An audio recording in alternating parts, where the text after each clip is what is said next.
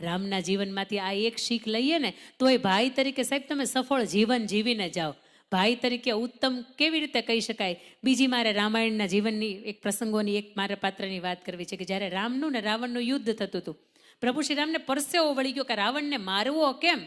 અને ત્યારે વિભીષણ એને એવું કે પ્રભુ એના નાભીનો જે ભાગ છે ને એની અંદર અમૃત કુંભ છે, અને અમૃત કુંભની અંદર તમે બાણ મારો ને એક સાથે તમે 31માં બાણ મારો ને તો એનું મૃત્યુ થાય, બાકી એનું મૃત્યુ ન થાય. અને પ્રભુ શ્રીરામ એક પછી એક એમ 31માં બાણ છે એના 10 માથા ને 10 જમણી ભુજા ને 10 ડાબી ભુજા ને 30 બાણ, અને 31મું બાણ પોતાની નાભીને એક સાથે 31માં બાણ છોડે. અને રાવણ છે એમ કહેવાય જામનગરનો કરો પડે ને એમ ખકડ ભૂસ થઈને પડી જાય. રામે આજ સુધીમાં રાવણે રામને આજ સુધીમાં વનવાસી કહ્યા છે, અને પહેલી વખત એવું કહે છે કે મારે આપની સાથે અમુક વાતો કરવી છે. અને ત્યારે લક્ષ્મણને એવું કહે છે કે લક્ષ્મણ આવો, જે વિદ્વાન વ્યક્તિનો અંત સમયગાળો હોય ને ત્યારે આપણે એની પાસે જવું જોઈએ, અને એની વિદ્વતા છે ને એને આપણે મેળવવી જોઈએ.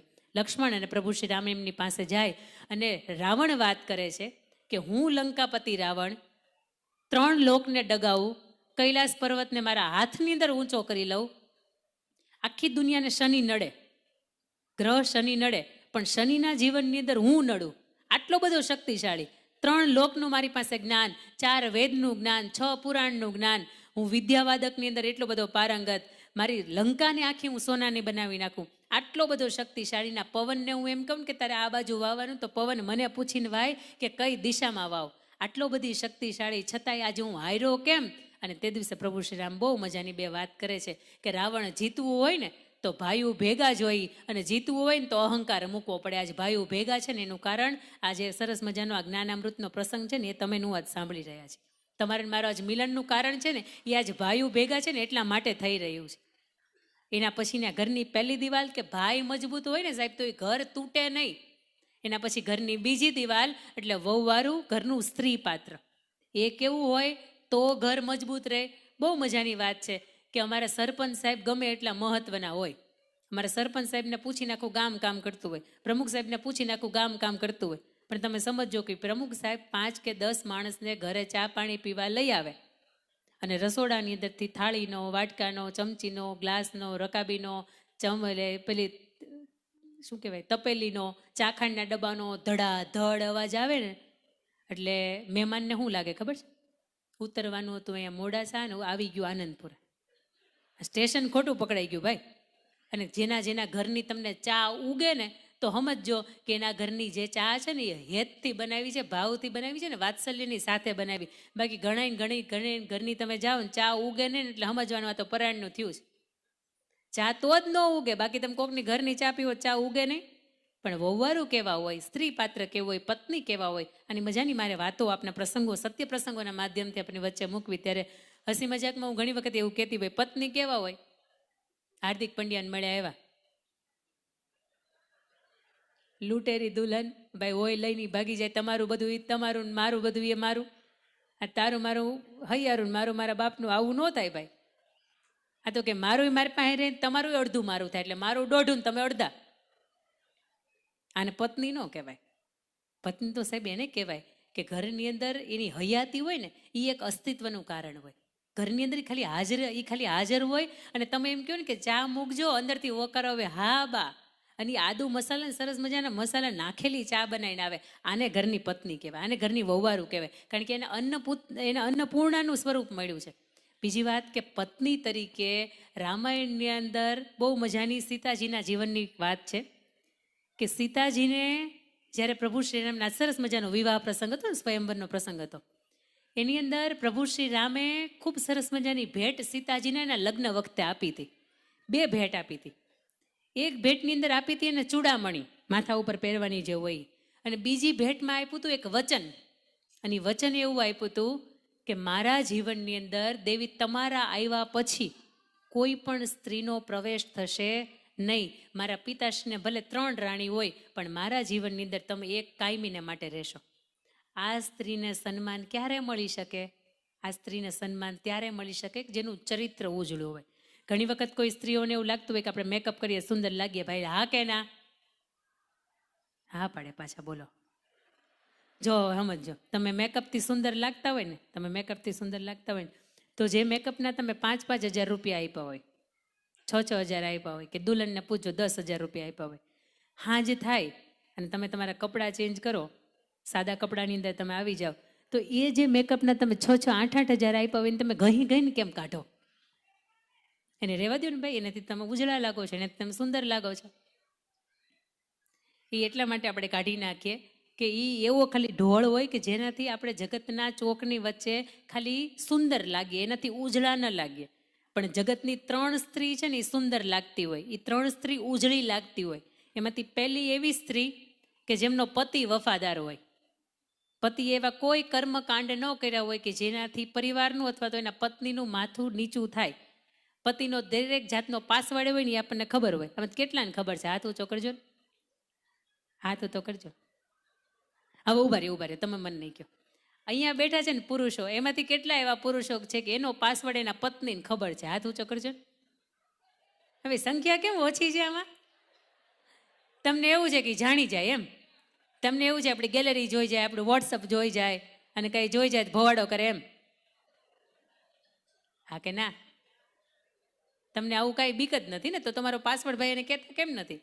ઘણા તો કઈ બેંકમાં ખાતા છે ને બોલો એ ન કે, ખાતાની અંદર બેલેન્સ કેટલું છે એ તો તમે ન કહો તો કાંઈ નહીં, પણ કઈ બેંકમાં ખાતા છે એ ન ખબર હોય. બોલો, ઘરે ઓલા ફરફરિયા આવે ને ત્યારે બાયુને એમ થાય ના ભાઈ આવું તો અમારે કાંઈ ખાતું નથી. બેન તારું નથી, તાર ઘરવાળાનું છે ખાતું. એ એટલે એટીએમ કાર્ડ ખોવાઈ ગયું હોય ને તમે ઘરે મંગાવ્યું હોય ને, ઘણા આવો વહીવટ ઘરે પહોંચાડતા જ નથી. પણ મને એમ થાય કે એકારે ભગવાન દોરી ખેંચે ધડ નારાની અને આપણે ઉપર વયા જાય, કાંઈ ઘરે ખબર ન હોય. બોલો, મેં કેટલાય પરિવારો એવા જોયા છે કે બેનને કાંઈ ખબર જ ન હોય, એને પૂછવામાં આવે ને કે એનો વીમો હતો, તો કે ભગવાનને ખબર.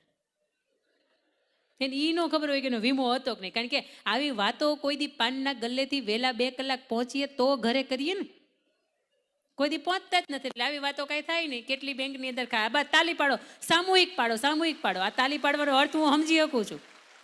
સમજાણો? તમને સમજાણો? હા, આ તાલી પાડવાનો અર્થ એ છે કે ઘરે અડધી કલાક વહેલા આવો, તમારો દિવસ કેવો રહ્યો એ કયો, ક્યાંક જમીન નવી લીધી હોય, ક્યાંક સોદા ચિઠ્ઠી બનાવી હોય તો એ ઘરમાં કયો કે અહીંયા જમીન રાખી. એકાદી કોઈ પણ નવા જૂની કાંઈ પણ કાર્યક્રમ કર્યો હોય ને તો કયો, અથવા તો ઘરની માથે તમારા માથા ઉપર કરજ કેટલું થઈ ગયું ને એ ઘરે કહેતા જાઓ. બોલો ભાઈ આવે ને કે લોનના હપ્તા નથી ભર્યા, એ બેન એમ કે અમારે ક્યાં ઘરની ગાડી છે, ગાડી નીચે જ હોય. પણ એ કરજ કેટલા માથે હપ્તા ચડી ગયા હોય એ બેનને ન ખબર હોય. અને પાછી ગાડી કોના નામ ઉપર હોય? બેનના નામ ઉપર સબસિડી મળે ને એટલા માટે. અને બેનને એમ કે હાલો તમે બેસી જાઓ પીસીઆરમાં સાહેબ. તેથી આ બહુ અઘરું થતું હોય. એટલે ઘરે આ પાત્ર એવા છે. અને ભાઈ જો એ મને એમ થાય કે એને જો વાપરી જ નાખવા હોય તમારા, તો નોટબંધી થઈ તે એની પાસે કંઈ નીકળે? કેટલી બધી સંપત્તિ નીકળી છે. એટલે 2000ની નોટ બંધ થઈ તેથી કેટલી બધી સંપત્તિ નીકળી છે. એને જો મેકઅપ માટે, લાલી લિપસ્ટિક માટે વાપરી જ નાખવા હોય તમારા, તો એને ભેગા કર્યા હોય એ કઈ જાય? પછી બીજી વાત કે જ્યારે કોરોના આવ્યો ને તમારા પગાર બંધ થયા અથવા તો ઘરની અંદર આવક બંધ થઈ, તો ઓલા ફળના, ફ્રૂટના, તુવેરની દાળના, ખાંડના, ચોખાના આ બધા એને કોણે આપ્યા છે ખબર છે? આ એ લોકોએ જ આપ્યા છે. તો એ જ આ બધા કરિયાણાના બિલ ચૂકવાના છે. ઘરના બિલ તમે ભરતા હશો પણ કરિયાણાના બિલ આ લોકોએ ચૂકવા છે. તમારામાં મને નથી ખબર ચૂકવા છે કે નહીં, પણ મેજોરિટી કેટલા બધા ઘરની અંદર એવા પ્રશ્નો છે કે ભાઈ પુરુષોને આવક બંધ થાય ને તે દિવસે સ્ત્રીઓએ ઘર ઊભા રાખ્યા છે. ઓલો દોડા કાપવા આવે ને તઈ એમ કે હા મારી પાસે 2500 રૂપિયા પડ્યા છે, લ્યો આપી દઉં છું, તું કાપતો નહીં. એ ત્યાં સુધી રાહ જોવે કે તમે આપશો કે નહીં, તમે ભરશો કે નહીં.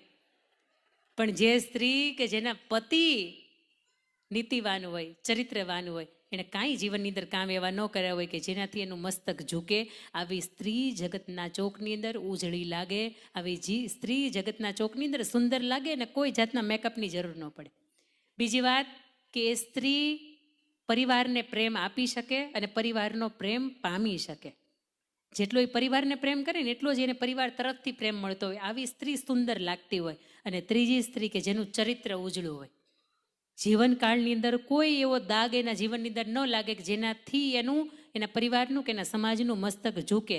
આવી 3 જ સ્ત્રી દુનિયાની અંદર એવી છે કે જે સુંદર લાગતી હોય. રામાયણની અંદરનો બહુ મજાનો સીતાજીનો પ્રસંગ, ખૂબ મજાની વાત થાય. રામ માંડવે આવે, સીતાજીને વળાવે, સીતાજી પરણીને સરસ મજાનો શ્રેષ્ઠ પતિ મળ્યો છે, શ્રેષ્ઠ કુળ મળ્યું છે, શ્રેષ્ઠ સસરા મળ્યા છે. મિથિલા કા કનકન ખીલા જમાઈ રાજા રામ મિલાને અહીંયા પરણીને આવે. કઈ માતા વચન માંગે કે ભાઈ 14 વર્ષનો વનવાસ આપો. રામને વનવાસ મળીને સાથે દેવી એવું કે મારે આવવું છે. પ્રભુ શ્રી રામ કહે દેવી આ થોડા દિવસનો પ્રવાસ નથી, આ બહુ લાંબો પ્રવાસ છે, અને તમે જનકપુરીની અંદર કેવી રીતે રહ્યા છો એ અમને ખબર છે. તમારી અંદર ગજબની તાકાત છે, અમને ખબર છે. પરશુરામનું ઓલું શિવજી આપેલું ધનુષ તમે 7 વર્ષની ઉંમરે ભાંગી નાખ્યું હતું, પણ છતાંય સાસુબાની સામે બોલ્યા નથી. હા, ખબર છે ને તમને પાછી? હલો, આટલી બધી તાકાત છતાંય સાસુબાની સામે ક્યારે એમ નથી કીધું કે હા. આટલી બધી તાકાત છતાંય સીતાજીની પાસે શીખવાનો આ ગુણ, ગમે એવી તાકાત હોય, ગમે એવી ભાષા હોય, ગમે એવી તમારી પાસે સત્તા સંપત્તિને આવડત હોય, છતાંય સાસુબા બોલે ને તો હાજ પાડવાની હોય, કંઈ બોલાય નહીં. હું કહીશ તમને સાસુબાને સામે હું કામે ન બોલે નહીં કહીશ તમને. હા, સીતાજીની વાત હું તમને કરું છું ત્યારે કે એમના જીવનની અંદરથી એણે પણ શ્રીરામને એવું કીધું કે મારે આવવું છે.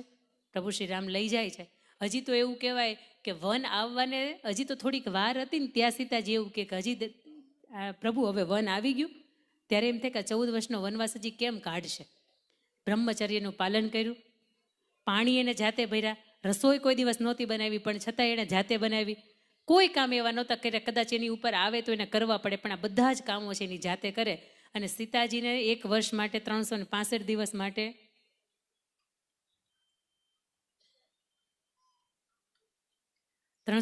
દિવસ માટે એને લંકાપતિ રાવણ લઈ જાય, અને રાવણ ત્યાંથી સાથે ફરીથી યુદ્ધ થાય, અને યુદ્ધના ભાગરૂપે પ્રભુ શ્રી રામનો વિજય થાય, દેવી પાછા આવે, ફરીથી સીતાજીનો ત્યાગ કરવામાં આવે. એ સીતાજીના ગર્ભની અંદર 2 બાળક ઉછળતા હતા. એને એમ ક્યારેય નહીં થયું હોય કે મારા જીવનની અંદર પંચમાસીનો સંબંધ આવે. 5 મહિને ક્યારેય એને એમ નહીં થયું હોય કે હું અયોધ્યા કુળની મહારાણી છું, મારા જીવનની અંદર એ ત્યાં પ્રસંગ આવે. 7 મહિને શ્રીમંતો નયન સંસ્કાર આવે, છતાં એ સંસ્કારમાંથી પોતે ચૂક્યા છે. 2 બાળકોનો એણે એકલા હાથે કેટલો મજબૂત રીતે ઉછેર કર્યો છે. 2 બાળકો છે, લક્ષ્મણને પરાજિત કરે, અને અહીંયા રામાયણના મંચની અંદર આવે, રામની સભાની અંદર આવે, અને રામની સભાની અંદર અદ્ભુત રીતે રામાયણ સંભળાવે. રામ એવું પૂછે કે તમારી ઓળખ આપે, તમે કોણ છો?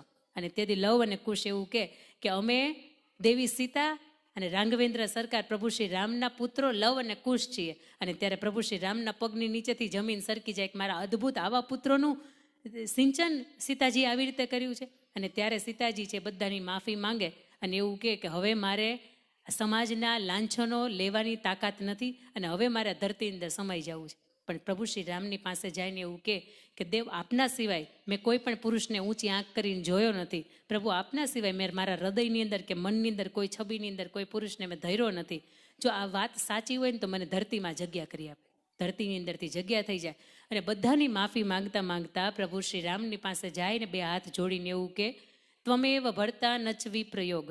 જન્મો જન્મ મળો ને તો તમે જ પતિ સ્વરૂપે મળો. તમે પતિ સ્વરૂપે ન મળવાના હોય તો મારે આ જગતની અંદર સ્ત્રી તરીકેનો ક્યારેય જન્મ લેવો નથી. અને આજની સિયા શું કે ખબર?